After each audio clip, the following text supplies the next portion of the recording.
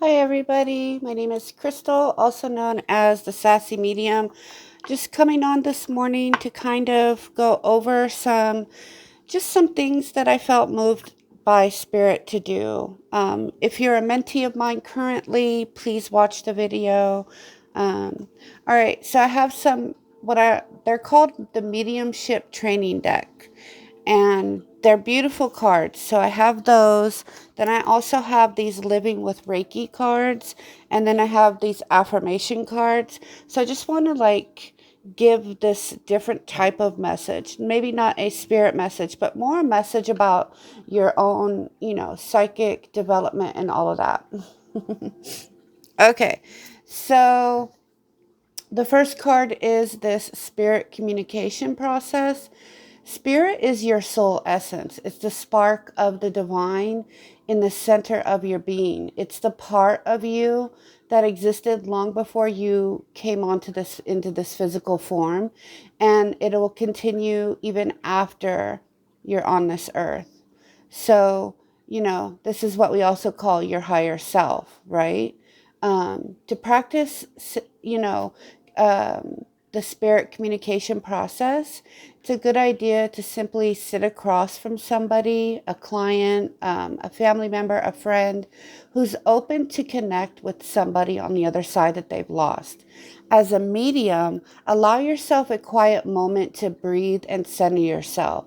Invite a loved one's spirit to draw close. Feel the presence of the spirit come around you, allowing their soul and their essence to connect and merge with yours. So, further to kind of give tips on how I connect as a medium, is you got to really get into a meditative state before you do so. Okay? You've got to be able to how I see it and how I can best explain it is that I I push my humanness to the side, and I kind of see this like white tunnel that I communicate with spirits in, all spirits, okay? And they just come into this tunnel, and the human world and all of that is just out of that. And so that's how I get clear and accurate communication with spirit, okay? Um, so you can sit across from somebody, and normally we all have at least one loved one that's around us or willing to come around to be heard and give a message to their loved one. So usually this is not a hard one to do, right? So you sit across from somebody, and what you got to do really is trust that what you're getting is true, and you just speak whatever images, whatever thoughts, whatever feelings come to your head. Okay. Also too, you can create a clear space, a sacred space. I always do that.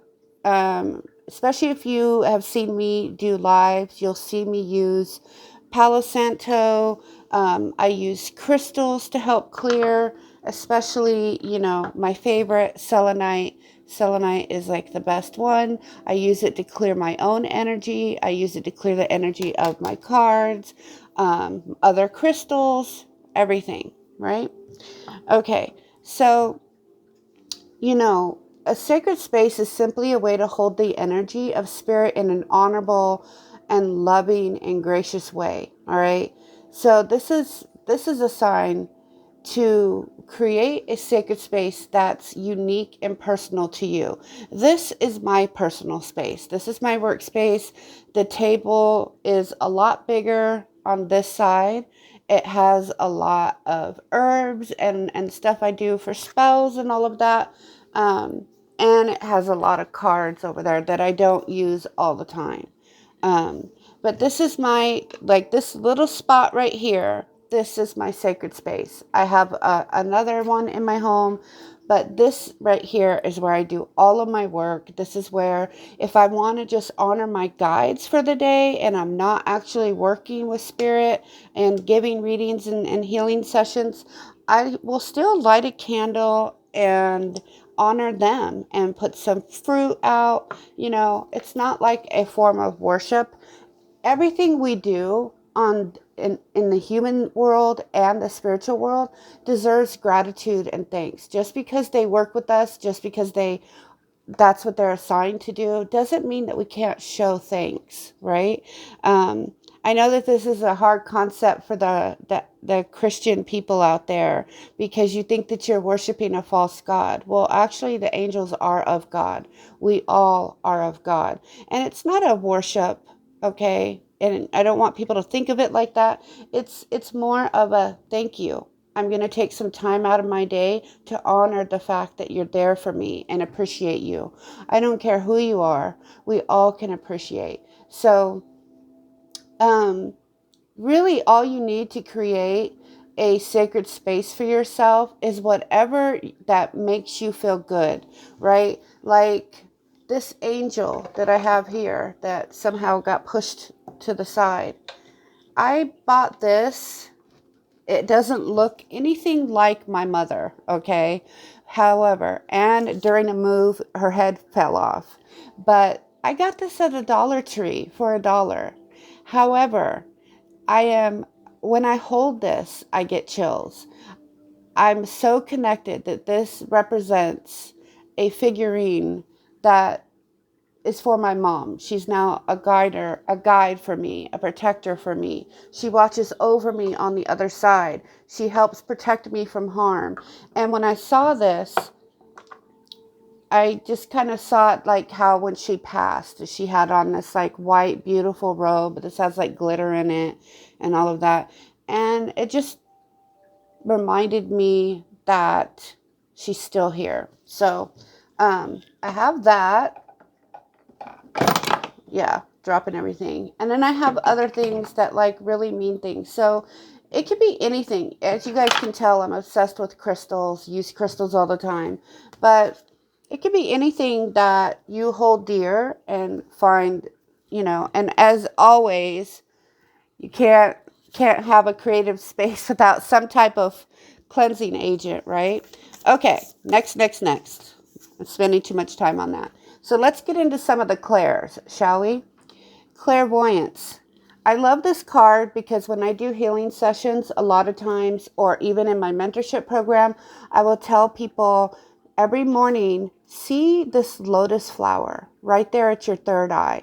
See it opening. I always see it as purple, but see it opening and then glowing bright. And then even say to yourself, my third eye is fully open for the day. I love doing this exercise. I love doing this. I just love it. So clairvoyance is the inner sense of seeing. It's when you receive images, pictures, symbols, words, and colors. It's not about seeing in the physical sense with your eyes. It's about using your inner eye, better known as the third eye. When a medium is using their ability of clairvoyance to work with the spirit, the person who has passed will often send visual images to the medium's mind. This happens to me all the time. I actually get full scenes, full movies. I can pick up car crashes. I can pick up a lot of things. This takes practice. This takes time and diligence. Okay. The spirit world can use everything your physical eye records as visual prompts in the future. So a great way to train and sharpen your clairvoyant ability is to listen to guided meditations using visualization techniques that take you on beautiful journeys in your mind's eye. You may not think that that's true, but if you are very imaginative as a child, you're probably still very clairvoyant. You see images and movies and everything play in your head. That is what clairvoyance is. And that's why in my group, Crystallized Wisdom, I put up those posts, those little posts to do those exercises. They really do build our clairvoyance. These little exercises build this gift in us. All right, the main one that everybody has is clairsentience. Clairsentience is the most natural of all of the psychic senses. It's the ability to sense the emotions or feelings of others. It's also, you could say, well, I'm empathic. empathic and clairsentience, they pretty much go hand in hand, guys. Okay.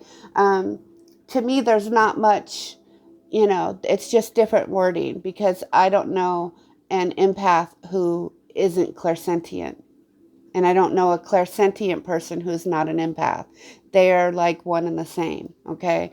Um, So, our bodies act as one big psychic antenna. When meeting someone for the first time, most of us have a gut response.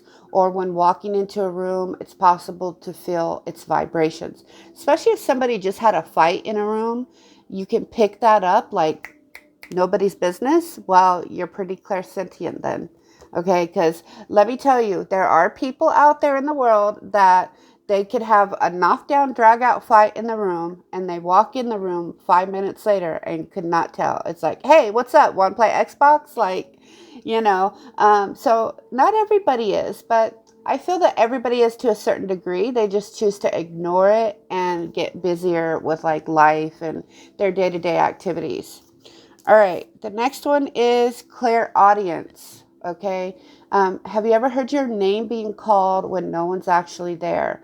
Does a particular song or piece of music play in your head unexpectedly? Do you sometimes hear what others are thinking? Okay, these could be indicators that you have the ability of clairaudience. People don't think that, but you know, clairaudience is when you can hear people's thoughts. Do you finish people's sentences before they can get them out, or know exactly what they're going to say before they say it? You're clairaudient. You're also clairsentient and pretty psychic. So, yeah, clairaudience is, a really good tool, okay? Some people hear objectively, which is outside themselves. Others hear subjectively, which is in their mind, as though they're hearing messages in their own voice. And so it can get pretty confusing. And it just takes practice and keep working at it. Okay. On a mediumship level, when a medium is working with the ability of clairaudience, it can be very specific and quite remarkable to witness. The medium's inner hearing is so acute and receptive that they may verbalize everything they're being told by the spirit communicator. That's kind of how I work. So how do I get my stuff, right? How do I know how to read for people, and how does it come to me? Well, I'm very clairvoyant. I see movies in my head. I see scenarios and scenes and images all the time, which is not, I didn't start out being very clairvoyant. I was completely blocked in that. So it took a lot of work to open that up for myself, a lot of shadow work, a lot of healing, to be able to be so clairvoyant, especially for the fact that I don't dream. I rarely dream. During this conjunction, I do, but yeah, I rarely dream. So it's all waking things for me, waking premonitions and all of that. So next time you're outside, try this simple exercise. Relax and close your eyes. Try to really listen to the sounds that are far off in the distance, be it the traffic, children playing, birds singing, or just people talking. Use the power of thought to stretch your listening and focus your awareness on the sounds closest to you. Listen to all the sounds at once. This particular exercise is meant to develop and strengthen the medium's inner sense of hearing. So these are really good to do, okay? And the last card of these is nurturing thyself. I love this card. When doing any work, especially if you're a professional, especially if you're a professional, we all forget this most important step. We have to nurture thyself, okay? Honoring and taking care of your physical self should be a top priority when you're developing and using your psychic or even mediumship abilities, okay? Don't forget that you're the vessel for the reception and transmission of psychic energy. Nurturing yourself is not selfish. It's actually a necessity.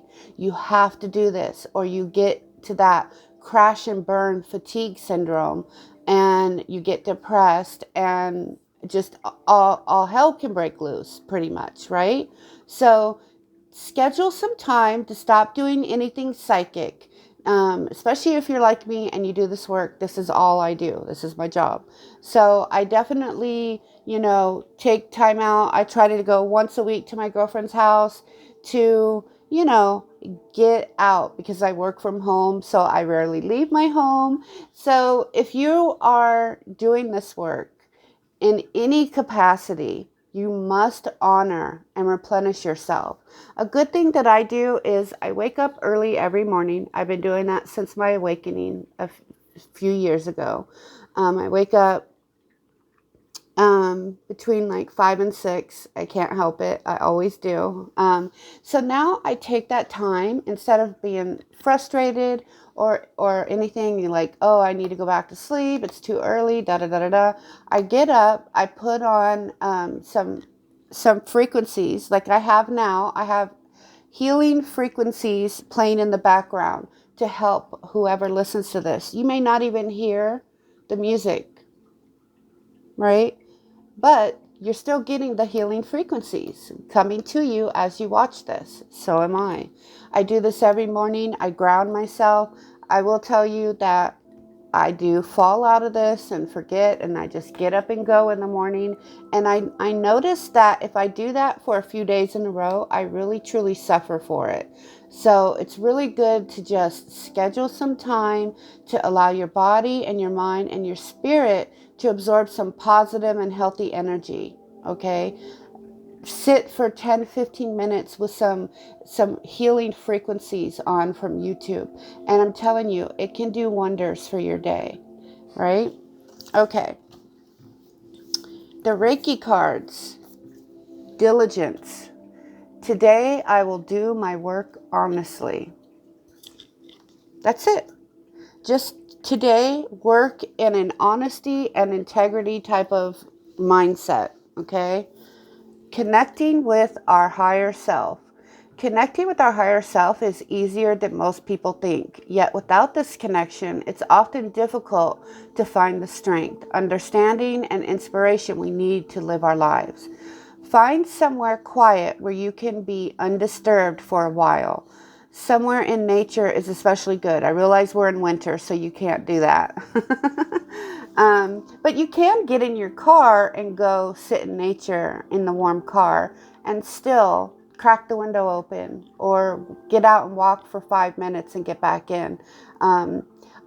For me, the connection to the earth is essential. I have to go outside at least once a week. I have to, and I mean go outside in the spirit of cleansing myself. Like, especially if there's wind, I see the wind going through me, clearing out any debris, any energy, any stress, any pain, any anxiety, any stress, like any sadness.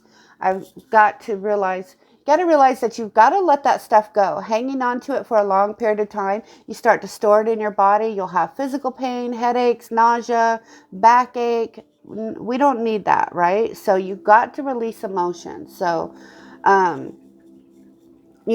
somewhere quiet where you can be undisturbed for a while. Sit or lie down and simply intend to connect with your higher self. When it's guidance from your higher self, the answer often pops into your mind even before you finish formulating the question. Yes, your higher self knows what you need better than you do. All you have to do is take time, shut down, and go within. That's why I say that in my readings. I know a lot of people get irritated with that when I say, well, the answer is within you, because that's what my guide tells me. You know the answer already. Just go within and grab it out. You've got it. All right. Again, again, the next card is the answer is internal. Unfortunately, many people don't have much awareness of their spiritual selves. So they spend a lot of time trying to fill in that void within themselves by seeking power, money, and material success. But the answer doesn't lie outside of ourselves. It is internal, not external. And it is the essence within us all. The wise, loving, powerful, and creative inner core of our being that some call the higher or inner self. Love it. So pretty. All right. We are human beings. We often confuse what we do with who we are. Oh, well, I messed up. Well, you're not that mistake. You made a mistake, but you are not that mistake. We are bigger and more than that. Start giving yourself more credit, right? Um, we often confuse what we do with who we are, taking our sense of identity from the kind of job we have or do not have. What we need to remember is that we are human beings, not humans doing. Okay? We're human beings. We're being, not doing. So don't judge on doing. Last one, clear affirmations. Decide what it is you wish to work on. Then create simple, clear affirmations or goals in the present tense, as if they were already in existence, such as, I have the perfect job, which is fun, fulfilling, and financially rewarding. And allow yourself to visualize your life as it will be when you have achieved your goal. So I keep saying this, but we're in a very high energetic vibration to manifest what you want to come to you. But you've got to be in that energy. You've got to be in a high matching energy. If you're down here and you manifest, you won't get it. You also just have to believe. See it and believe it. All right, last two cards. These are I am affirmations. I am still. I understand that there are times to move and there are times to be still. In my stillness, I seek greater understanding. I take time to rest and contemplate. I strive for unconditional happiness here in the present. I am still. So this is a reminder to be still. Okay, if your life is feeling chaotic, if you're in this business professionally and you read for others and you're feeling chaotic, it's a time to be still. Still your mind, still your heart, still your soul. And the answers and the guidance that you need will show up for you every single time. All right, last one. I didn't mean to make it so long, but hey, it happens. I am worthy. This is one of the best affirmations that you could ever say to yourself. So often we are our own worst critic. We're so harsh on ourselves. And especially if you've had, any childhood or young adult or even like relationship type traumas, any type of traumas in your life where people have made you feel lower or less than. You need to stand in the power that you're worthy today. Nobody on this earth is better than anybody else. I am not better than you. You are not better than me. We just are. I am me and you are you. And we are both worthy. We are all worthy. So I am enough and I am worthy of receiving everything I desire. I do not need to prove myself to those who would seek to diminish me. I am worthy. And with that, I'll leave you guys with that. Have a blessed and productive and wonderful day. Take charge of today. Take no fucking prisoners. Y'all know me. I got to keep it real in the end here. Take no prisoners for the day. Really own your power today. What will you do with your day today? All right, that's my time. Take care. God bless.